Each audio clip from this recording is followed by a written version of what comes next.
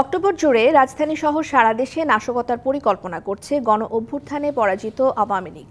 লক্ষ্য একটাই, যে কোনো মূল্যে অন্তর্বর্তী সরকারকে হটানো। এমন তথ্য পেয়েছে দেশের একাধিক গোয়েন্দা সংস্থা। তাদের মতে, প্রতি বিপ্লব করে ফেব্রুয়ারির নির্বাচন পণ্ড করে আওয়ামী লীগকে রাজনীতির মাঠে ফিরিয়ে আনা। অপরাধ বিশ্লেষকরা বলছেন, রাজনৈতিক দলগুলোর মধ্যে ঐক্য না হলে ষড়যন্ত্র আরও ঘনীভূত হবে।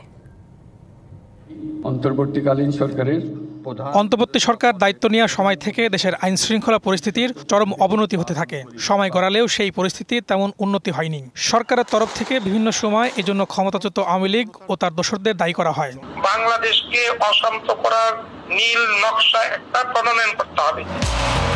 এরই মধ্যে আওয়ামী লীগ নেতাকর্মীরা আত্মগোপনে থেকে নাশকতার ছক হিসেবে বিভিন্ন স্থানে প্রায় ঝটিকা মিছিল বের করছে। সামাজিক যোগাযোগ মাধ্যম ও সাইবারে দেশকে অস্থিতিশীল করার জন্য নেতাকর্মীদের নির্দেশ দেওয়া হচ্ছে। আমি বুঝি নির্মাণের শিল্প, সালাম স্টিল বোঝে durability. Salam steel, most durable still.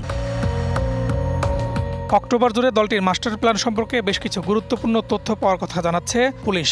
রাজধানীতে ঝটিকা মিছিল, নাশকতার পরিকল্পনা ও অর্থায়নের অভিযোগে সেপ্টেম্বরে ৩৬০ জনকে গ্রেপ্তার করে ডিএমপি। জানুয়ারি থেকে যে সংখ্যা প্রায় ৮ শতাধিক। যে কোনো সময় যে কোনো ধরনের অপতৎপরতা রোধে ঢাকা মেট্রোপলিটন পুলিশ সজাগ রয়েছে। সুস্পষ্ট অভিযোগ পাওয়া গেছে, তাদেরকে আমরা জিজ্ঞাসাবাদ করছি এবং জিজ্ঞাসাবাদ থেকে প্রাপ্ত তথ্যগুলো যাচাই বাছাই করে আমরা এই ঘটনার পেছনে কারা ইন্ধন দিচ্ছে তাদেরকে শনাক্ত করার চেষ্টা করছি।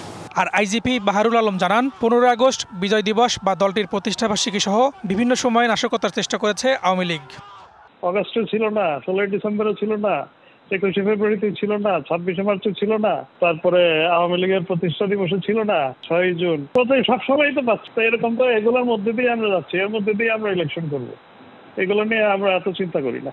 অপরাধ বিশ্লেষকদের কারো কারো মতে, রাজনীতির মাঠে ঐক্য না থাকলে সুবিধা নেবে পরাজিত শক্তি। ভোটের মাঠে টানাফোড়নে দিন দিন পরিস্থিতি ঘোলাটে হচ্ছে।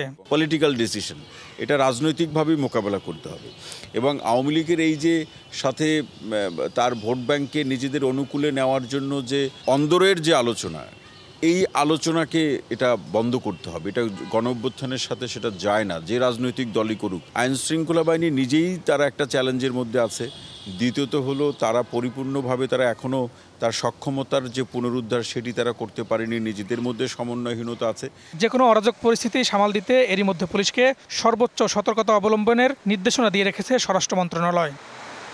Mohammad Farhaduzzaman, DBC news, Dhaka.